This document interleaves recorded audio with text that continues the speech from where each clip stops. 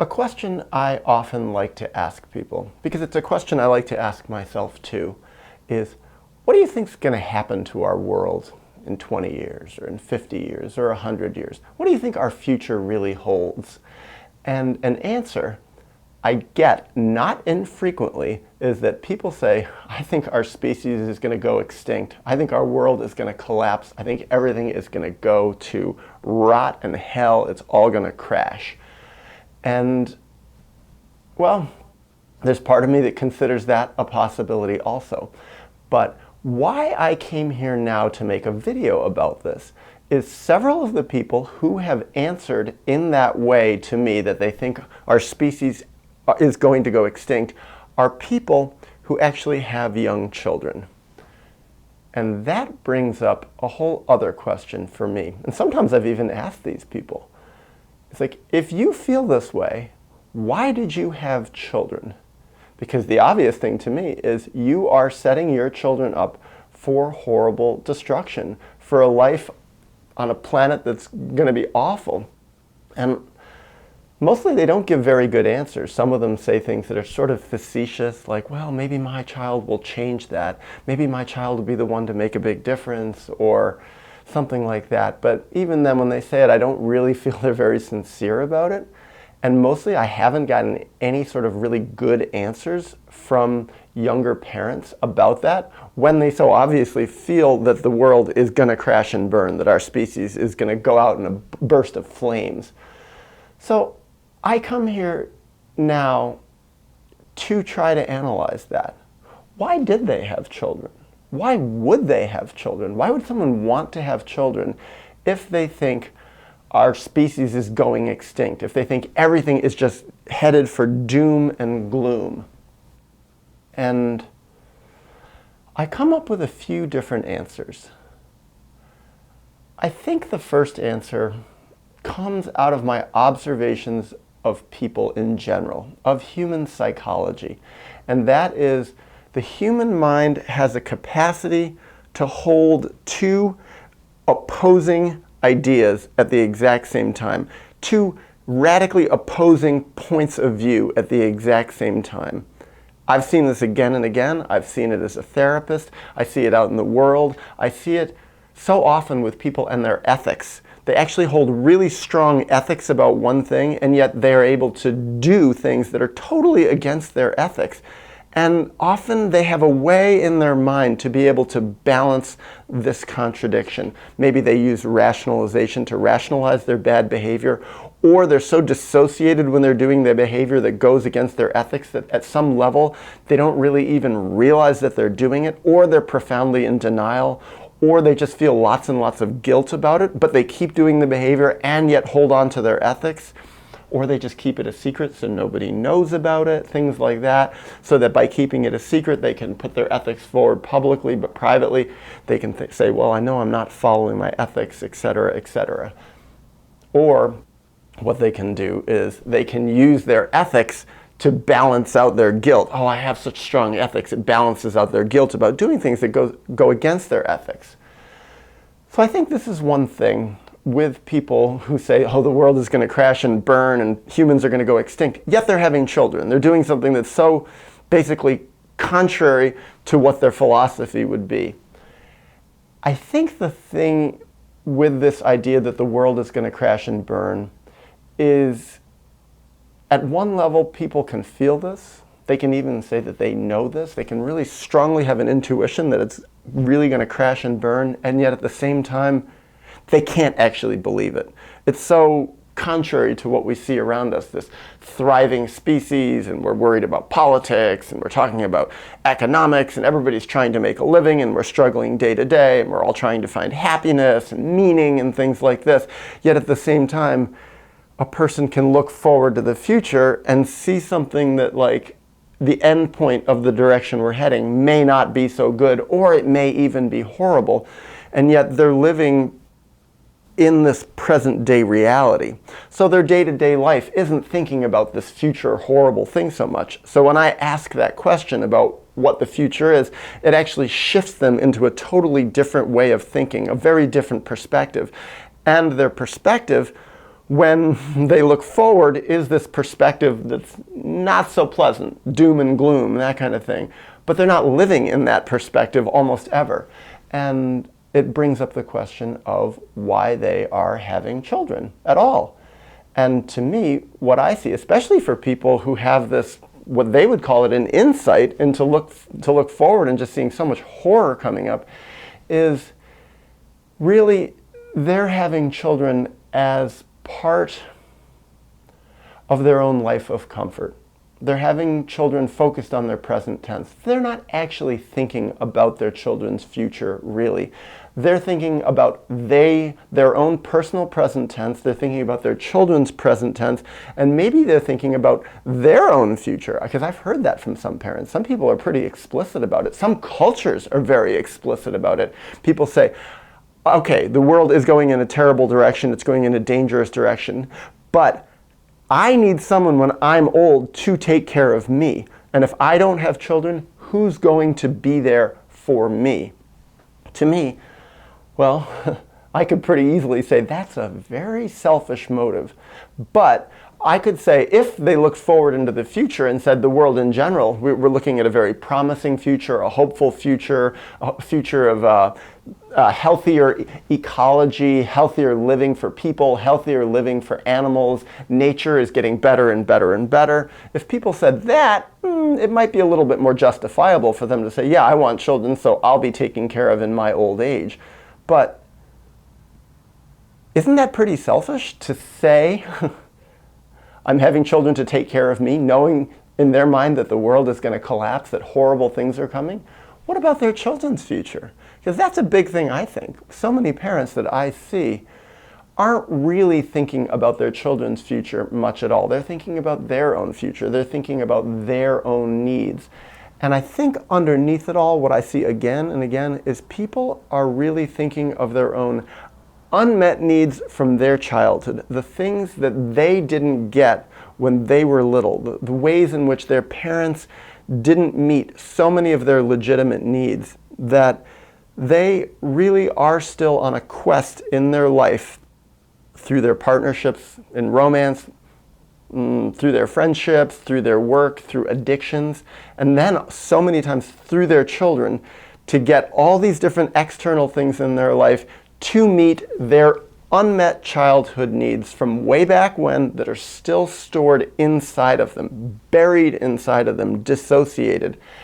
And even though they're adults and even though they can say things like, oh, I have unconditional love for my children, I adore my children, I would die for my children are the most important things to me, really deep down when they say all those things, it's actually not really true. Because underneath it, what I've seen again and again, is what they're really saying is, I have all this warmth, adoration, love for my children, I'd die for my children, etc., etc. But really, what it's about is I would do all these things for my children so that my children will take care of me. Really, fundamentally, with so many people I've seen, perhaps not all, but so many definitely, their children are in their mind, in their deep unconscious mind, there for them. It's not a relationship of real unconditional love. It's not a relationship of unconditional nurturance. There actually are conditions on it. And that to me is highlighted in the most extreme way when people say they don't even see a future for our whole species. And yet they're still having children. It's like that really helps me to explain this strong, logical inconsistency. You could even call it a hypocrisy. Now, with people that I've trusted more, or perhaps people where I feel a little bit more safe to be really blunt, sometimes it's a little easier with people that I know I'm never going to see again. I could ask them in a polite way, and I have asked some people, well, what about this inconsistency? Isn't that sort of hypocritical? And I've had some people even say to me directly, people who they themselves think, well, I'm never going to see him again, so I can be honest. Some have even said, well, yeah, but I have to look after myself. This is what life is all about. And some have even said, I'm doing to my children what my parents did unto me. And these are people who really don't like their parents. Some have even told me, I don't like my parents are awful people, but I feel that obligation in part just for a personal obligation, or in part because of society's pressure on me to do it, to take care of my parents, to make sure they're looked after, to make sure they're financially okay. And that's what I'm looking for in my children when they grow up. So I'm inculcating in them the same responsibility that was inculcated in me. And I've said, but isn't that an unfair responsibility? Isn't that something that shouldn't have been put on you? And they're like, well, yeah, that's just the way the world works. That's the way my culture works. That's the way I was raised. That's the way my parents were raised. My parents had to do this for their parents, and I had to do it for them. And now my children are going to grow up to be expected to do it for me. And I might say, and I have said, don't you feel bad about that? Don't you feel like it kind of goes against what you're saying about unconditionally loving your children? And they say, well, I do love my children. And I say, yeah, but what about unconditionally loving your children? What about the idea of your children growing up to become free entities in the world, to really have the freedom to be who they fully are, especially if you're saying your children are going to be the ones who are going to go forth to change this screwed up pattern that the world is in?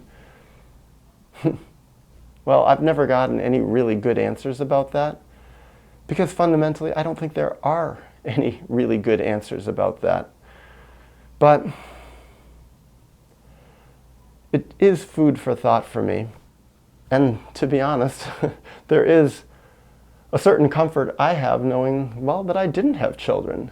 Also, a little bit of fear sometimes, because it can make sense to me to think, what about when I get old? Who is going to take care of me? But really, when I think about that, when I get old, who's going to take care of me? I really think that question and that fear for a lot of people and for myself really does come down to something more basic and unconscious in me that's actually becoming more conscious. And that question is, why didn't my real parents take care of me much better when I was a child and I was so full of needs?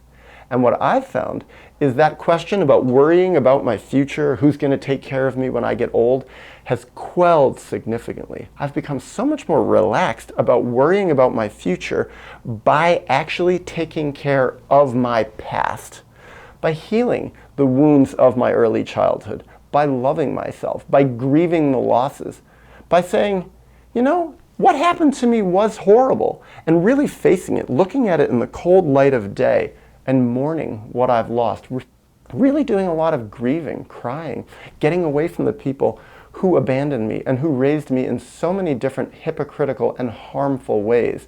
And what I found, to repeat myself a little bit, is that by loving myself, by healing those wounds, I'm much more centered.